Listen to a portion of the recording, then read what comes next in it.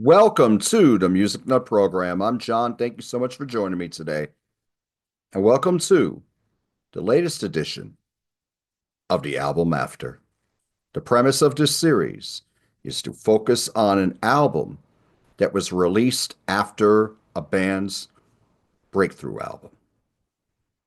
In this case, an album that broke a band to the masses. Today's album, released in 1996, on Elektra Records. This would be the band's sixth album. I'm talking about Metallica and their album Load. This would be the album after their self-titled fifth album from 1991, also called the Black Album. The Black Album would bring Metallica to the masses. It would make them a household name. It would sell over 30 million albums worldwide, over 17 million in the United States alone. All five of the singles from this album you still hear fairly regularly on rock radio stations and sometimes on album-oriented rock radio stations. It would give the band three top 40 singles in Enter Sandman, The Unforgiven, and Nothing Else Matters. The other two tracks I alluded to, Wherever I May Roam, Sad But True, you still hear a lot to this day. This was an album that had legs. It hit number one for 4 weeks, but you heard songs off of this album a lot for about another 3 years or so. And the tour was 3 years for this album too, because I saw them in 1994. They were still promoting this album 3 years after its release. Load would come out in 1996 amidst a lot of fanfare. And a lot of the early reviews were not positive. I can tell you straight out, I did not like this album when it came out. I used to say, yeah, it's a load of something, all right. I was not a fan of this album. And it wasn't because they changed their image. They went and they didn't look metal anymore. And by this point, they were going more hard rock. And they were adding a lot of other elements like groove metal, southern rock. There's one song on here which is like a straight up country song. But what I didn't like about the album back in 1996 was I just didn't think the songs were there. I just thought it was a valiant attempt to do something different, but I didn't think it worked for them. As time has gone on, I've really learned to appreciate the album more. I don't think it's one of their best albums, but there's a lot I like on this album. And then when I listen to this album now, I think this album and the Black Album really influenced a lot of what you hear on the hard rock radio stations these days. So, Load from 1996, we still have the same lineup that we had for the Black Album. We have James Hetfield on guitar and lead vocals. We have Kirk Hammett on lead guitar. We have Lars Ulrich on drums, and we have Jason Newsted on bass. My other opinion on this album back in the day, which I continue to say now, too long. 79 minutes. This was when you really saw bands trying to take advantage of all the amount of music they could put on a CD. This was that era. And the next album, Reload, from the next year, which had a lot of songs that were from the sessions for Load, was nearly 79 minutes as well. But I'll tell you what, the best stuff on here has aged very well. Ain't My Bitch is a great opener. Now, you hear here that they have updated their sound, and that started with the Black Album. The Black Album is where James Hetfield really found his voice as a singer.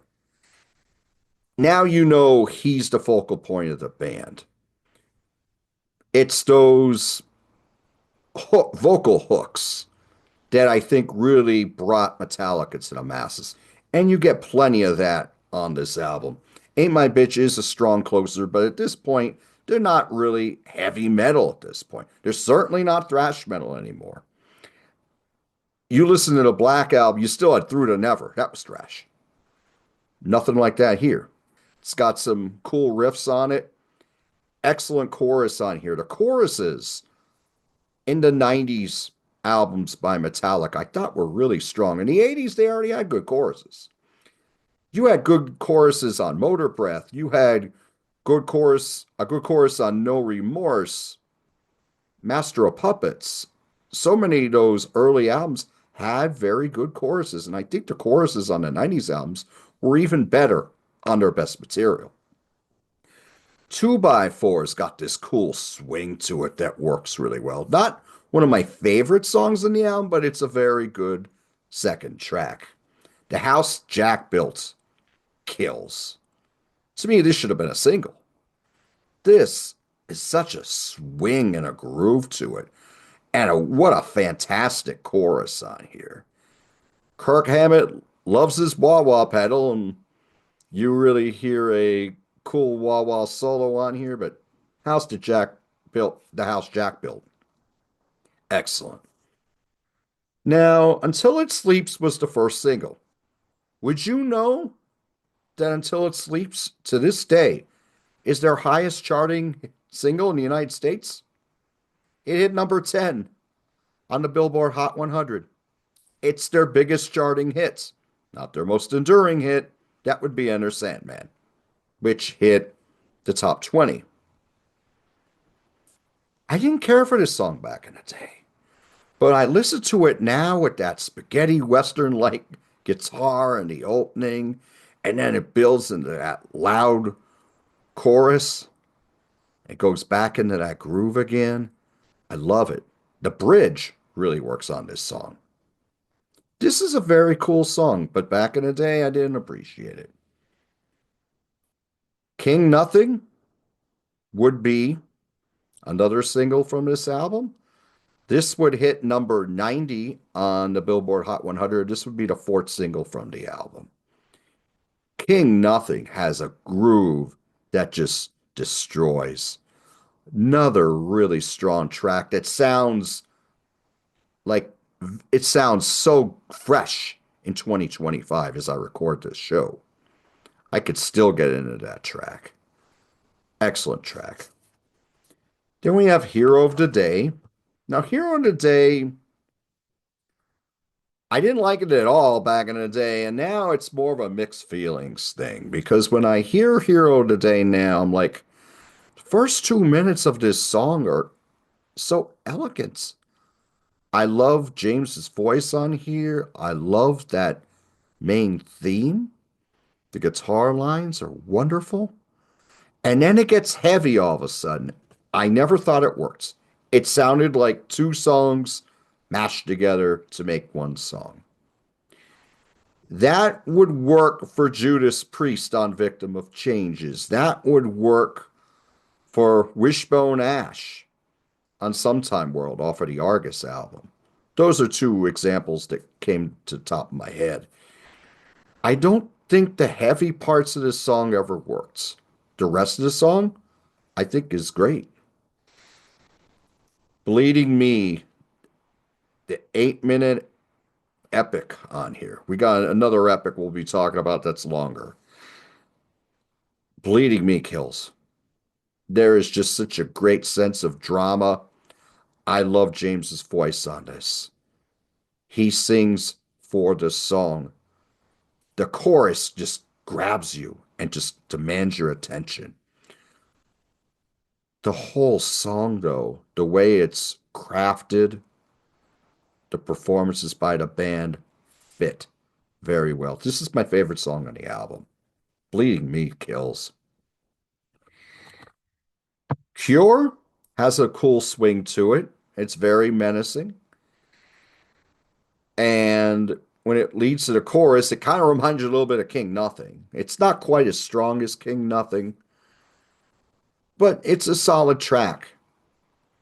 Now, these days in 2025, I go to the rest of the album, and with the exception of one, maybe two songs, I don't think they work. I think what happens is this mid-tempo groove that works so well early gets it makes it sounds more cumbersome. It it just doesn't work. It just drifts to me. Poor Twisted Mean, Wasting My Hate have this heavy southern rock thing going on. They're both short songs, but again, the groove, the repetitive riffs that worked before, now it starts to get exhausting. And it you lose your focus on the songs. And the songs really don't really resonate with you the way the ones on the first half do. Mama Said was the third single from the album. Here they're trying to go country. James's voice works for this. I admire the fact that they really took a chance on this. I still can't get into this song. I know a lot of people like it. Never really worked for me. I mean, again, I admire the fact that they didn't make a Black Album Part 2. But here I think it just drifts. We do got a great performance on here from James and has a little cool bridge, but mm, never really worked for me.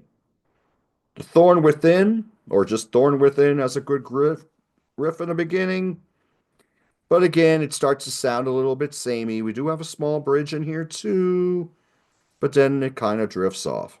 Ronnie, I hear this riff, I think of Whiskey Drinking Woman by Nazareth off of Hair of the Dog.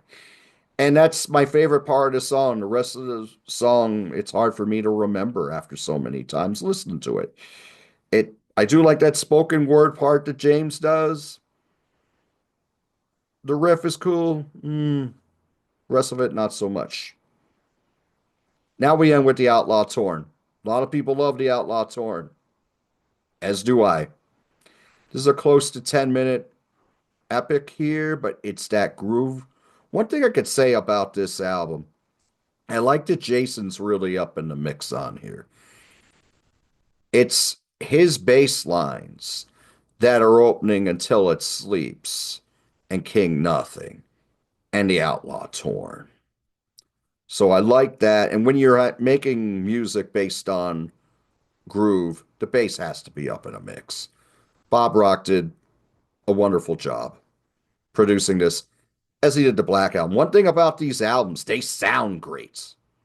You may not like all the songs, but you have to admit it sounds great.